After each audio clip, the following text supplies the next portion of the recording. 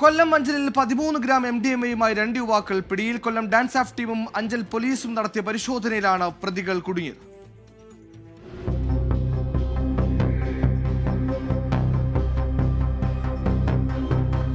കഴിഞ്ഞ ദിവസമാണ് കാറിൽ MDMA കടത്തുന്നു എന്ന രഹസ്യവിവരം കൊല്ലം ഡാൻസ് ഓഫ് ടീമിന് ലഭിക്കുന്നത്.